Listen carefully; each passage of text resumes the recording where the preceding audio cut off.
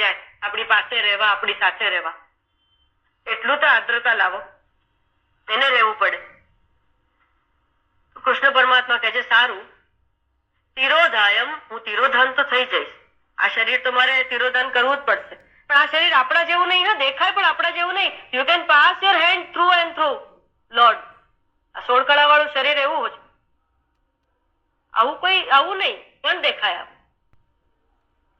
તો કે જે તિરોધાન તો હું થઈ જઈશ, મારું આ રૂપ તો હું કાઢી લઈશ, પણ પ્રવિષ્ટોયમ, પછી હું પ્રવેશ કરીશ શ્રીમદ ભાગવત અર્ણવમ. આ શ્રીમદ ભાગવત જે છે, જે મેં સૃષ્ટિના પૂર્વે, સૃષ્ટિ ઉત્પન્ન કરવા પહેલા બ્રહ્માજીને કહ્યું ભાગવત, એ ભાગવતની અંદર, મારા ભાગવત ધર્મની અંદર, મારા જ્ઞાનની અંદર હું પ્રવેશ કરું છું. કેવી રીતે પ્રવેશ છે પરમાત્માનો? તો વાંગમય પ્રવેશ છે. આ રૂપ તો એમણે મૂકી દીધું, વાંગમય પ્રવેશ છે. પરમાત્માએ કહ્યું કે હું મારી વાણીના તેજ રૂપ આ ભાગવતમાં પ્રવેશ કરું છું. એટલે શ્રીમદ ભાગવતનો ગ્રંથ ભલે આપણે માથે ચડાવ્યો હોય કે ઘરમાં મૂક્યો હોય કે રોજ ટીલા ટપકા કરી પૂજા કરતા હોય, વાણીની અંદર શક્તિ કોની છે? વાણીની અંદર સત્તાવીસ સ્ફૂર્તિ. આ બોલીએ છીએ કોને લીધે? આ જીભ નથી બોલતી. જીભને શક્તિ કોણ આપે છે? આ વોકલ કોર્ડની અંદર ધક્કો કરીને શક્તિ કોણ આપે છે? ઈશ્વર.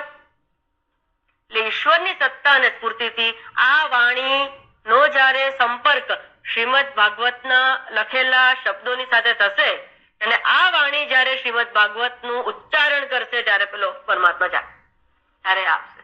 આ મિનિટ અહીંયા ઉભો થશે આપણા હૃદય પ્રદેશમાં. અહીંયા ત્યારે આવેગની જરૂર પડશે. Are you ready to receive હિમ?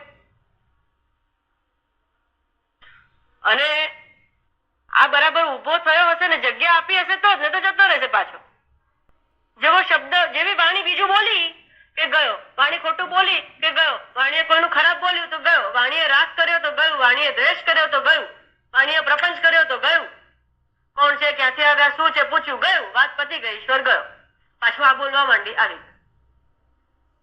હવે નક્કી કરો, આ મિનિટે તત્ક્ષણ આ પરમાત્માને જોઈતો તો શ્રીમદ ભાગવતનો શ્લોક, જયારે વાણી તેજમય, વાંગમય તેજથી એ પ્રકાશે છે. તો આમાં દેખાય છે વાંગમય તેજ? બતાવો ને અમને. અને માટે એક વાત નીકળી છે એટલે કહી દઉં, શ્રીમદ ભાગવતનો જે ગ્રંથ છે, એને કોઈ પરમાત્માનું આ સ્થૂળ શરીર છે એવી એ છે જે માનવાની જરૂર નથી. માટે એની અંદર લીટા ટીલા ટપકા લાઈનો કરવી, અંદર ગમે તેવા બુકમાર્ક કરવા. તમારા શરીરની અંદર કોઈ આમ કઈ ખોસી દે તો તમને ગમશે?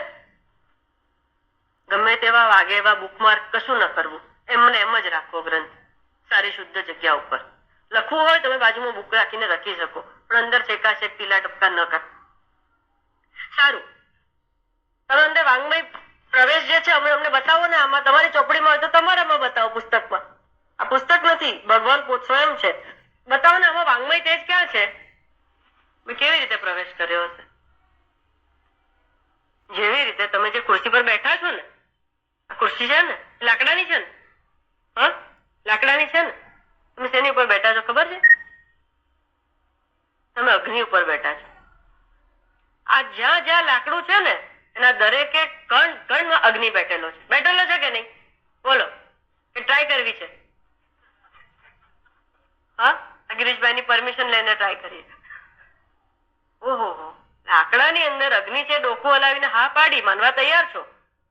લોખંડના ટુકડાને જયારે ઇલેક્ટ્રિસિટીથી ટ્રીટ કરીએ છીએ, જયારે મેગ્નેટ બની જાય છે, એની અંદર મેગ્નેટિઝમ છે, દેખાતું નથી પણ છે, એ તમે માનવા તૈયાર છો. આની અંદર જયારે કહીએ છીએ કે વાંગમય તેજથી પરમાત્મા પ્રવેશ કર્યો, we are not ready to believe.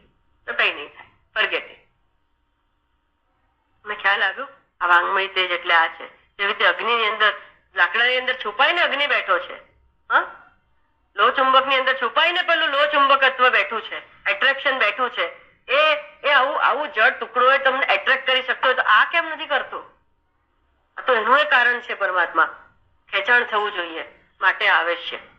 માટે એના માટે જગ્યા કરજો, બીજું કઈ જ નથી કરવાનું તમારે. Make place for that lord. તો આવવા આતુર જ છે. જેવો તમે આનો સ્પર્શ કરશો, જેવો તમે વાંચશો, આહા સચ્ચિદાનંદ રૂપાય, વિશ્વોત્પત્યાદિ હેતવે તાપત્રય વિનાશાય શ્રી કૃષ્ણાય વયમ નુમઃ. આવું બોલશો ને આવી જશે. 3 પાપનો નાશ કરવા આવશે. એને પાપની સાથે મતલબ જ નથી. પાપ તો ભગવાન માટે બહુ નાની વસ્તુ છે. એનું નામ લો એટલે પાપ તો જતા જ રહે, પણ પાપથી જે તાપ આપણને થયો છે ને, આના પરથી સંતાપ શબ્દ છે કે તાપની પણ જયારે પરાકાષ્ઠા થઈ જાય ત્યારે સંતાપ થઈ જાય છે. એટલે પાપનો ફળરૂપ, પાપ તો પૂર્વમાં સંચિત કર્મમાં આવી ગયું. આ પ્રારબ્ધનું તમે પેકેટ લઈને આવ્યા છો, એમાં પાપ અને પુણ્ય છે. એટલે પાપની સાથે હવે કઈ નહીં કરી શકાય. આ પાપ પુણ્યમય શરીર છે. હવે આમાંથી પાપ ક્યાં ખસેડીએ તો આપણે અડધા થઈ જઈએ, અડધાથી વધારે નીકળી જાય. પુણ્ય કેટલું હશે ભગવાન જાણે. પુણ્ય જ ખાલી રાખવાનું તો આપણે દેખાઈએ પણ નહીં. એટલે પાપ આપણું એવું ને એવું રહે, packed in very well skin. આ પાપ સાથે કઈ નહીં કરી શકતા. પણ પરમાત્મા કહે છે કે ભાઈ તારા આ પ્રારબ્ધોનું પાપ અહીંયાથી પસાર થયું, આ મિનિટે ખુલ્યું તારું પાપ. પાપ ખુલ્યું એટલે એનું ફળ મળ્યું ને, ફળથી તને જે તાપ થયો ને એવું નહીં થવા દઉં. હું આવી ગયો વચ્ચે. See, try to understand how beautifully, how scientifically he is acting. આપણે એવા ને એવા, આપણું પાપ આવ્યું, તાપ આવ્યો, અહીંયા એ છે. જેવી રીતે અર્જુન અહીંયા છે, રથની આગળ એ પેલા કૃષ્ણ છે. બાણનો વાર તો એને થાય છે, કૃષ્ણને થાય છે. અર્જુનને તરફ આવતા દરેકે દરેક બાણને ઉલટી દિશા ભગવાન આપે છે. અર્જુનને ક્યાં ખબર છે? આ તાપત્રય વિનાશાય, આ તાપ આમ દૂર કર્યો છે. આ બી સિમ્બોલિક છે કે અર્જુનજીની આગળ બેઠા નીચે. આગળ એટલે બેઠા કે એના તરફ, એના પાપ કર્મથી, અર્જુનજીના પાપ કર્મથી થતું તાપ અહીંયા આ દહન કરે છે. અહીંયા સુધી પહોંચતું જ નથી. ક્યાં વિજય થઈ જાય છે ખબર નથી પડતી. તાપત્રય વિનાશાય શ્રી કૃષ્ણાય વયમ નમઃ. હે પરમાત્મા, એવા કૃષ્ણ પરમાત્માને આપણે પ્રણામ કરીએ છીએ. એવા પરમાત્માની ભક્તિ ગુરુજનોની પ્રેરણાથી આપણને મળતી રહે એવી જ ઈશ્વરને પ્રાર્થના કરીને હું વિરમું છું.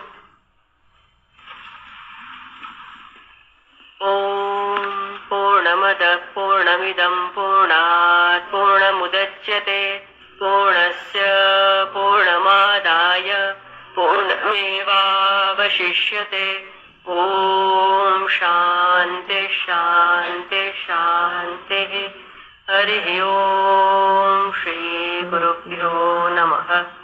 હરિ ઓમ.